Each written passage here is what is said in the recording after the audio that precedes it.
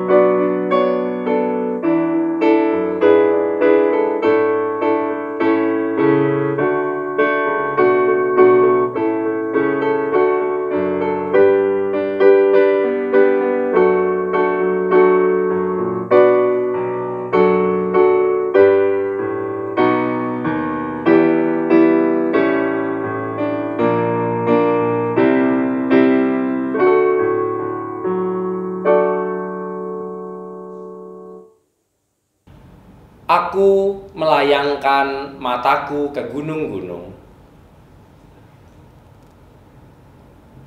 Pertolonganku ialah dari Tuhan yang menjadikan langit dan bumi.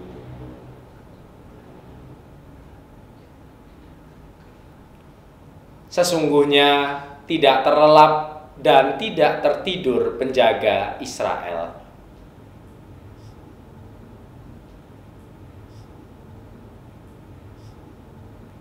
Matahari tidak menyakiti engkau pada waktu siang, atau bulan pada waktu malam.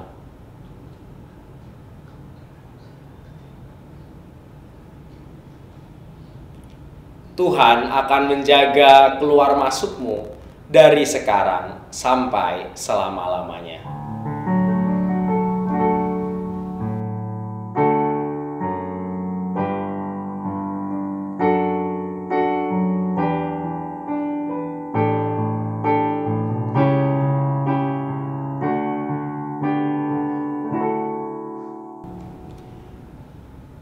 Kasih karunia dari Allah Bapa di dalam persekutuan Sang Anak dan Roh Kudus selalu beserta saudara.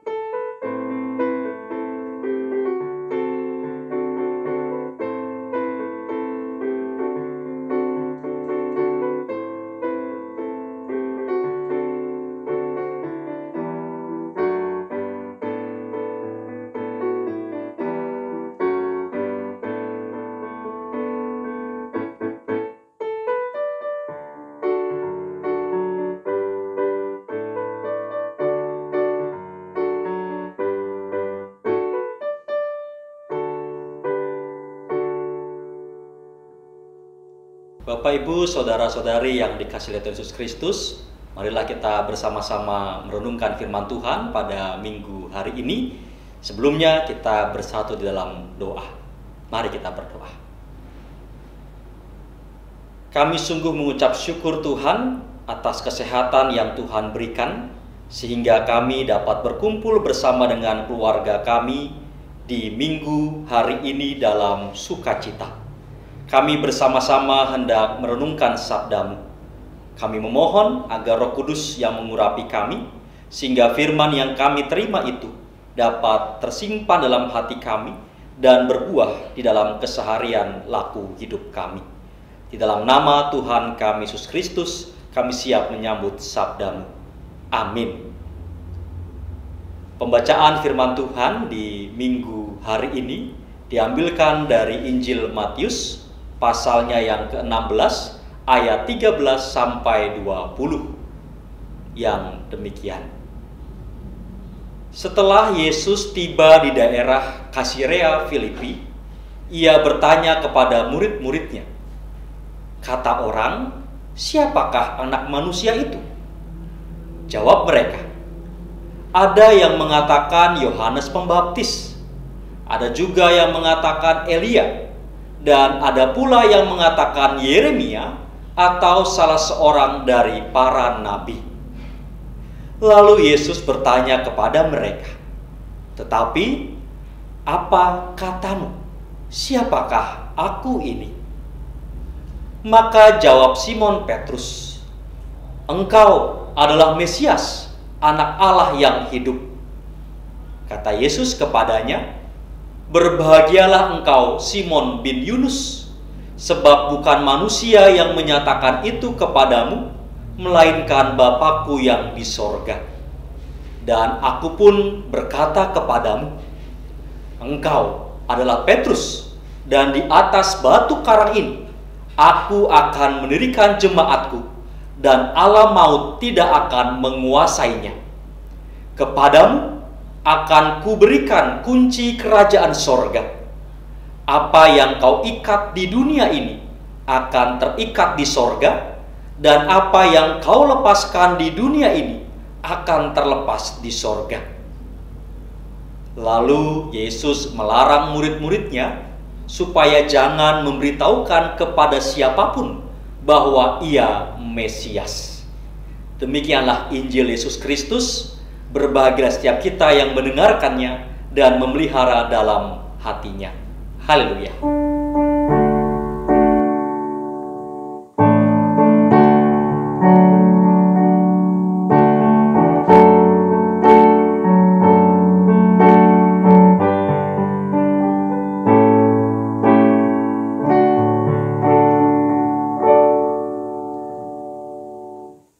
Bulan Agustus adalah bulan yang istimewa bagi kita. Selain tanggal 17 Agustus kita merayakan hari ulang tahun kemerdekaan bangsa kita Indonesia, kita juga punya tanggal 29 Agustus, di mana kita merayakan hari ulang tahun pendewasaan gereja kita GKJ Tangerang. Meskipun kita masih berada pada masa pandemi, namun itu semua tidak mengurangi semangat kita dalam merayakannya. Panitia hari ulang tahun gereja sedang mempersiapkan segala sesuatunya agar kita nanti bisa tetap merasakan sukacita dan kegembiraan. Nah, Bapak, Ibu, saudara-saudari yang dikasihi oleh Yesus Kristus, di tengah kesibukan menyambut hari ulang tahun gereja, kita pada minggu ini diajak untuk merenungkan tentang hal yang sangat mendasar atau hal yang fundamental bagi kehidupan gereja. Injil Matius mencatat percakapan Tuhan Yesus bersama dengan 12 muridnya terjadi di daerah Kaisarea Filipi. Berdasarkan penemuan arkeologis, diperkirakan percakapan Tuhan Yesus bersama 12 muridnya ini tidak terjadi di kota, melainkan di kaki Gunung Hermon yang termasuk daerah Kaisarea Filipi. Di kaki Gunung Hermon itu itu terdapat sebuah kuil pemujaan pagan, yaitu kuil untuk memuja dewa Pan, yaitu dewa Yunani yang tubuhnya separuh manusia, separuh lagi kambing. Dewa Pan ini akan membuat onar dan meneror orang-orang yang tidak mau menyembahnya, sehingga timbullah ketakutan serta kecemasan.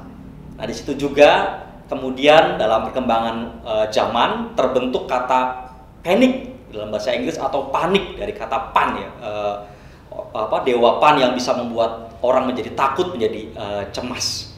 Nah, Yesus bersama dengan 12 orang muridnya itu di kaki Gunung Hermon ada kuil dewa Pan, dan di sana juga ada goa yang berisi air yang berasal dari puncak Gunung Hermon yang lalu mengalir menuju ke Sungai Yordan. Ada foto, ada video juga yang bisa kita saksikan bersama, kira-kira seperti apa tempat di mana Tuhan Yesus bersama dengan 12 orang muridnya melakukan percakapan. Nah, gua yang ada di sana, gua yang berisi air itu, airnya sangat dalam, sehingga tidak ada orang yang berani memasukinya. Kalaupun ada orang yang nekat masuk, maka dipastikan orang itu tidak akan pernah bisa keluar lagi, alias mati. Nah, goa itu disebut sebagai pintu gerbang Hades. Mungkin kalau Bapak Ibu Saudara pernah mendengar mitologi Yunani, kita tahu bahwa Hades adalah dunia orang mati yang menyeramkan. Ada dewanya juga di sana, dewa Hades. Jadi kita bisa bayangkan betapa tempat itu dianggap sebagai tempat keramat yang mengerikan. Tadi dewa Pan, lalu di sana juga ada goa di mana orang percaya bahwa itu menuju tempatnya Hades. Nah, orang-orang yang datang ke sana, mereka mempersembahkan korban agar dewa Pan tidak menebar ketakutan dan membuat akhirnya orang-orang terbebas dari kematian atau Hades. Di kaki Gunung Hermon, di depan kuil dewa Pan, tempat keramat yang menjadi pusat kehidupan spiritual bangsa pagan ini, Yesus beserta dengan 12 muridnya melakukan percakapan. Yesus mengajukan pertanyaan. Kata orang, siapakah anak manusia itu? Lalu para murid menyebutkan nama tokoh-tokoh rohani yang berkarisma, yang bisa melakukan berbagai keajaiban. Disebutkan nama seperti Yohanes Pembaptis, Elia, Yeremia, dan para nabi lainnya. Lalu setelah itu, selanjutnya Yesus bertanya, tetapi apa katamu? Siapakah aku ini? Dan pertanyaan ini hanya dijawab oleh Petrus. Petrus menjawab, engkau adalah Mesias, anak Allah yang hidup. Kita bisa bayangkan Bapak Ibu Saudara-saudari kasih Tuhan, tanya jawab di depan kuil dewa Pan ini secara simbolis sebenarnya hendak mengatakan bahwa tidak ada yang dapat menandingi kekuasaan Allah yang kini berinkarnasi dalam diri Yesus. Ketakutan alam maut, tadi gua Hades itu, tidak berdaya di hadapan Yesus. Perkataan Yesus kepada Petrus, engkau adalah Petrus dan di atas batu karang ini aku akan mendirikan jemaatku dan alam maut tidak akan menguasainya. Kita bisa menafsirkan, ada dua penafsiran. Yang pertama di kalangan gereja Katolik ditafsirkan sebagai ucapan yang sifatnya personal antara Yesus dengan Petrus, sehingga pribadi Petrus yang dianggap sebagai pemimpin pertama gereja yang kemudian bergulir diturunkan kepada Paus yang menjadi pemimpin gereja Katolik. Sementara penafsiran yang kedua atau penafsiran lainnya melihat bahwa perkataan Yesus ini dapat dipahami secara umum, di mana Petrus dijadikan model murid yang secara terbuka berani mengakui kemesiasan Yesus, sehingga setiap orang yang berlaku seperti Petrus juga diberikan kuasa untuk mengalahkan maut. Oleh karenanya, melalui pengakuan akan kemesiasan Yesus, kita semua terhubung menjadi satu tubuh Kristus, yaitu gereja. Gereja di sepanjang zaman mengaku bahwa Yesus adalah Mesias. Mesias berarti yang diurapi, sebab diutus Allah untuk mendatangkan keselamatan di bumi, dan pengakuan ini mewujud dalam tindakan konkret yang dilakukan oleh gereja di sepanjang zaman, yaitu membebaskan orang dari belenggu ketakutan dengan mewartakan keselamatan dan kehidupan kekal dalam kerajaan Allah. Itulah sebabnya gereja di sepanjang waktu selalu bergerak untuk menyelamatkan dunia. Gereja tidak melarikan diri dari tanggung jawab sosial, melainkan melibatkan dirinya untuk membangun peradaban yang penuh cinta kasih, berlandaskan keadilan dan kebenaran, sehingga tercipta damai sejahtera bagi seluruh makhluk ciptaan. Gereja turut menanggung kesusahan dan pergumulan dunia. Jika saat ini kita semua sedang dilanda pandemi COVID-19, maka gereja turut menanggung penderitaan yang dialami oleh seluruh umat manusia.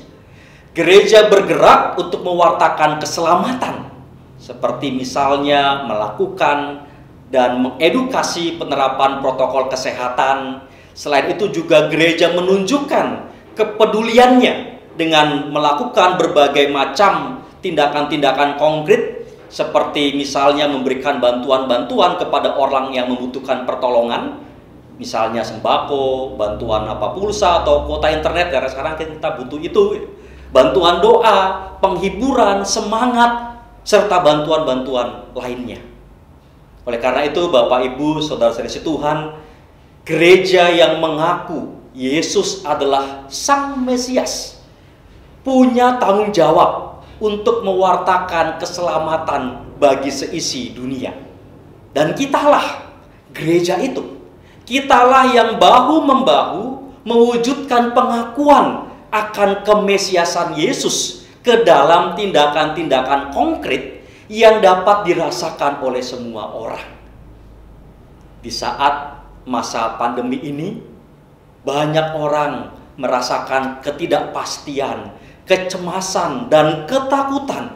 Maka kita dipanggil untuk memberikan kesukacitaan dan pengharapan.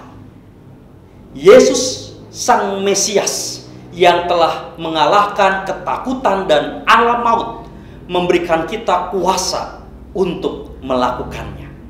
Oleh karena itu, mari kita tidak hanya sekedar mengaku Yesus Sang Mesias, tetapi kita juga mewujud nyatakan pengakuan itu dengan mengalahkan alam maut, mewartakan kabar sukacita dan kegembiraan bagi dunia. Amin.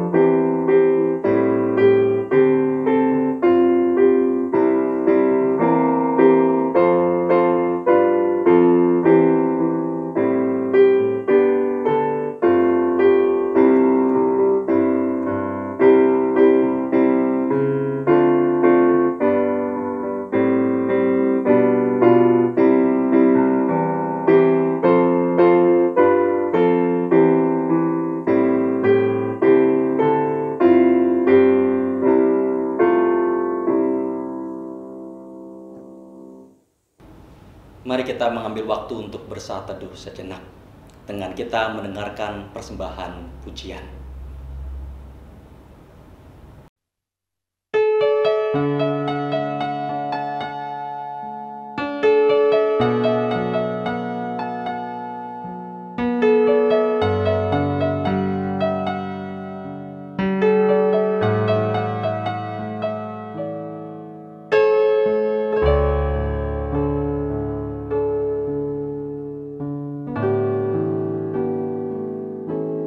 Ku yakin saat kau berfirman,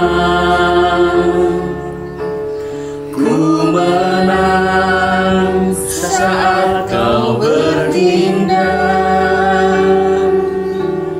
Hidupku hanya ditentukan oleh perkataanmu.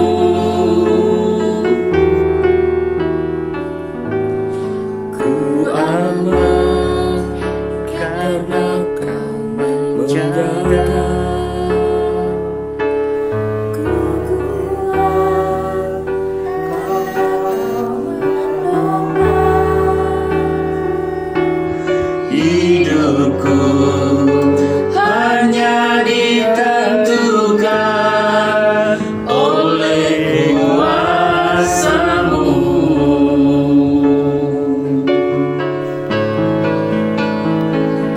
Bagi Tuhan tak ada yang mustahil. Bagi Tuhan tak ada yang tak mungkin. Mujizatnya disediakan bagiku. Ku diangkat dan dipulihkannya.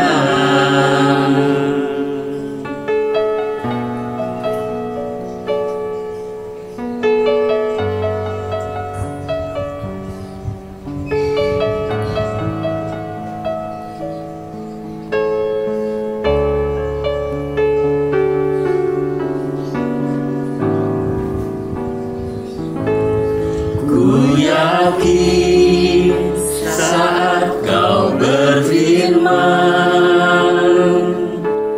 ku menang saat kau bertindak. Hidupku hanya ditentukan oleh perkataanmu.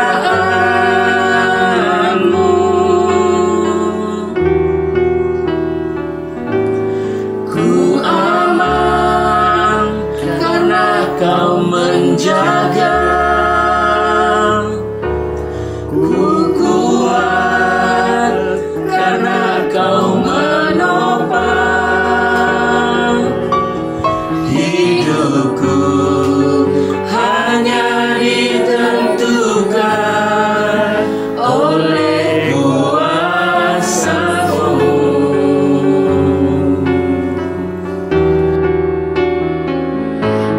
Bagi Tuhan tak ada yang mustahil.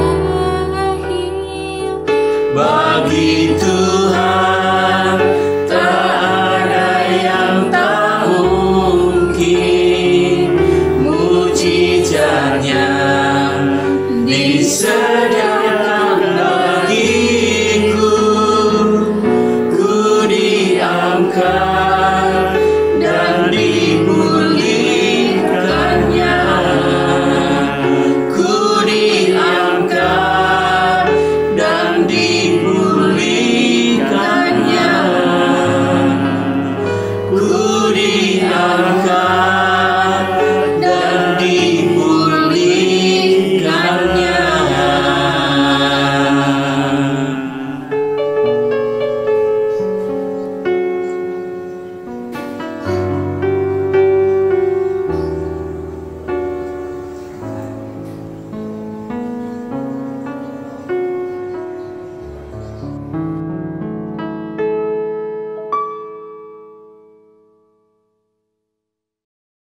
Terima kasih untuk persembahan pujiannya.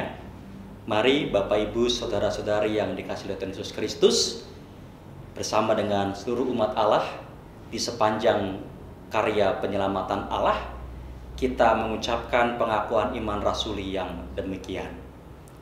Aku percaya kepada Allah, Bapa yang Maha Kuasa, Khalik langit dan bumi, dan kepada Yesus Kristus, Anak yang tunggal Tuhan kita, yang dikandung daripada Roh Kudus, lahir dari anak darah Maria, yang menderita di bawah pemerintahan Pontius Pilatus, disalibkan, mati dan dikuburkan, turun ke dalam kerajaan maut, pada hari yang ketiga, bangkit pula dari antara orang mati, naik ke sorga, duduk di sebelah kanan Allah, Bapa yang Maha Kuasa, dan akan datang dari sana untuk menghakimi orang yang hidup dan yang mati. Aku percaya kepada Roh Kudus, gereja yang kudus dan am, persekutuan orang kudus, pengampunan dosa, kebangkitan orang mati, dan hidup yang kekal.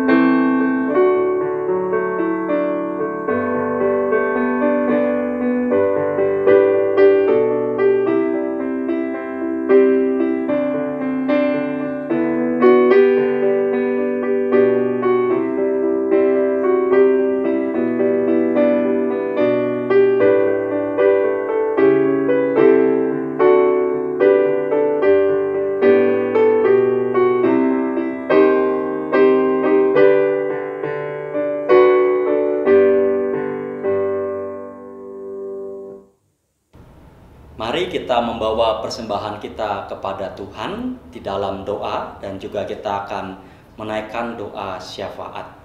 Kepada Bapak Ibu Saudara diberikan waktu untuk menaikkan doa-doa secara pribadi. Mari kita bersatu dalam doa. Ya Allah, kami mengucap syukur atas kesatuan hati yang Tuhan berikan kepada kami. Meskipun kami belum dapat beribadah bersama-sama di gereja, tetapi Tuhan tetap menyatukan kami sebagai satu keluarga Allah ketika kami bersama-sama mengakui bahwa Yesus adalah Sang Mesias. Engkau telah menyatukan kami sebagai satu tubuh Kristus, dan kami bersyukur atas semuanya itu ya Bapa. Sehingga pada pagi hari ini kami mengumpulkan persembahan.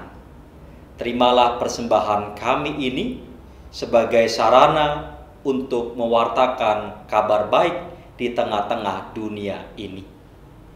Ya Allah, melalui doa ini kami juga hendak menaikkan permohonan-permohonan pribadi kami yang demikian.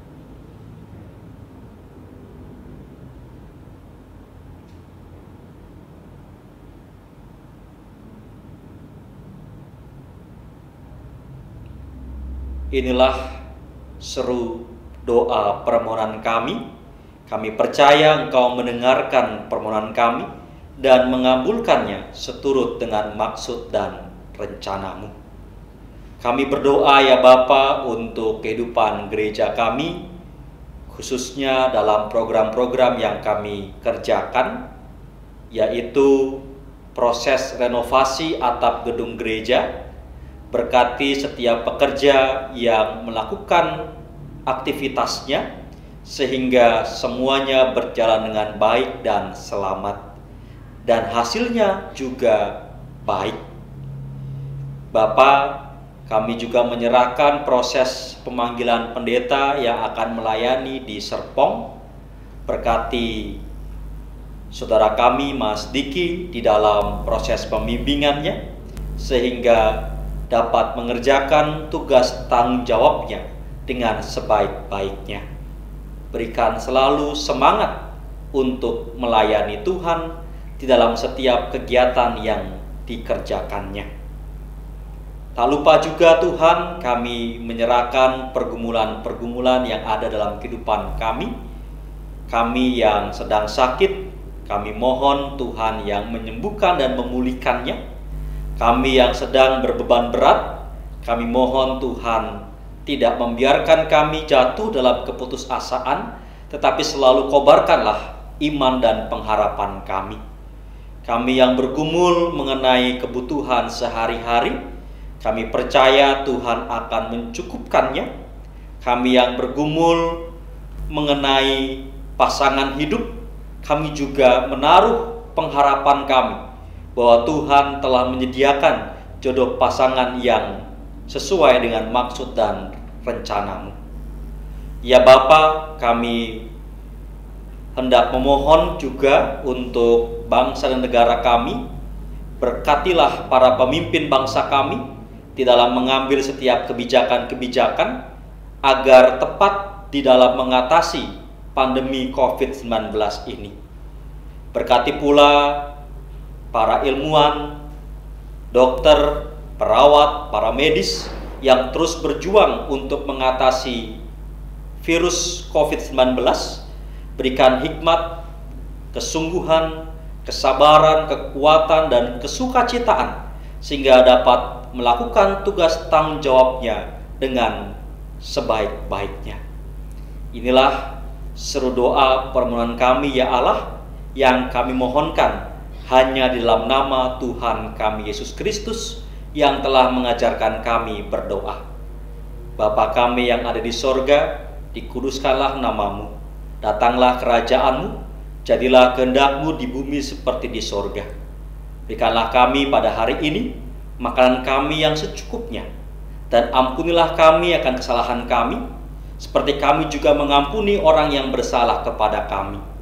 Dan janganlah membawa kami ke dalam pencobaan, tetapi lepaskanlah kami daripada yang jahat, karena Engkaulah yang mempunyai kerajaan dan kuasa dan kemuliaan sampai selama-lamanya. Amin. Sekarang arahkanlah hati saudara kepada Tuhan. Jadilah saksi Kristus. Terpujilah Tuhan.